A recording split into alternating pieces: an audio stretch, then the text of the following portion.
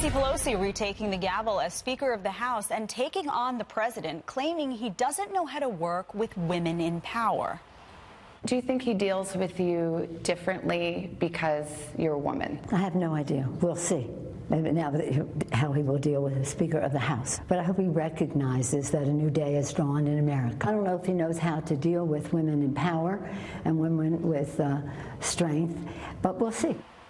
So what is the new House Speaker getting wrong? Lara Trump spearheaded the Trump-Pence Women's Empowerment Tour, is the wife of Eric Trump and campaign advisor to the president, and she joins us now.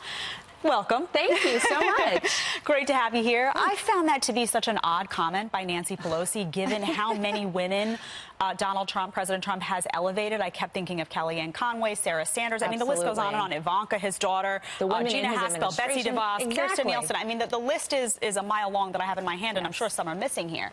What do you make of this comment? Well, first of all, I think it's ridiculous, but it is true identity politics. The Democrats really are scared of President Trump because he's doing such a great job. And I think Nancy Pelosi knows that Donald Trump works very well with women. He was a businessman in his past. He has never cared about your gender or about your color. Donald Trump expects results, and he sees successes and failures. So that is such a ridiculous comment from Nancy Pelosi, and I think she knows that. He's going to work great with the women in Congress. I have no doubt about it. And she will see. She said, we'll wait and see. She will see. He's going to be great. Yeah, and even while he was a businessman, I mean, so true, because so many women were promoted. It's Absolutely. Just a bizarre comment. Rashida Tlaib has made some interesting comments about the impeachment of President Trump, coming out, not the most civil comments. I want you to take a listen and then get your response. When your son looks at you and says, Mama, look, you won, bullies don't win. And I said, baby, they don't, because we're going to go in there, we're going to impeach them.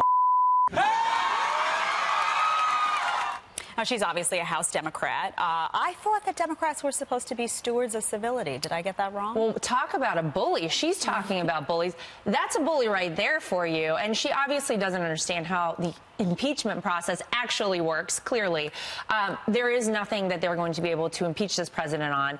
They have this notion and this dream that there is something out there. There is nothing. But I think that's what Democrats default to. They know they can't beat the president because he is doing, again, such a great job. The people of this country are behind him. I always say more people are going to vote for this president in 2020 than even did in 2016. And I think they know that. And I think they're looking for anything they can to take this president down. I think it's ridiculous. Of course, they tout themselves as being so tolerant and not judgmental of anyone and really being like a party of love. Obviously, that is not the case. It's really sad that this exists out there. But when you look at comments like this, they all come from the Democrat side. You look at things that have been said before by so many Democrats, kick them in the head when they're down. You know, Eric Holder saying that. The number of times that we've heard that people should get up and in their faces and harass Trump supporters and Republicans, it all comes from the Democrat side. And I think people are noticing that. You talked before a little bit about people being behind President Trump, and one of those issues actually involves border security. And I just want to get your take on what's been going on with the shutdown, because there have been a lot of calls for compromise for the left and right to come together, Nancy Pelosi and Chuck Schumer, to meet Donald Trump in the middle some way. And I'm just not seeing a path to compromise when you have one side of the aisle on the left, who frankly seems to be making jokes about it. I mean, Nancy Pelosi saying, oh, you know, we'll give you $1 for border security, and not taking these issues of drug trafficking, human trafficking seriously. Do you think President Trump will cave on this? Well, first of all, it's not funny. People's lives are at stake, and the future of our country is at stake. And that is why the president is taking this so very seriously.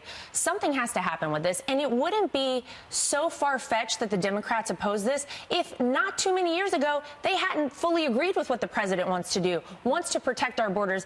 They, in the Obama days, were all in on border security, and now all of a sudden, because we have this president, they have changed their minds. And I think that's, I mean, it's a little bit ridiculous. I sure hope there is a path to getting a wall. I think this country needs a wall, and I know the president will fight to the bitter end to get it. What if they come to the president, Democrats, and they say, all right, listen, we're not going to give you $5.6 billion, but we'll give you $3 billion. Do you think he's flexible, President Trump, on the number? Does he just want some acknowledgement of the wall? Where do you think he's willing to budge on his end? Well, given Nancy Pelosi wants $20 billion for foreign aid, and she can't give $5 billion for our own country.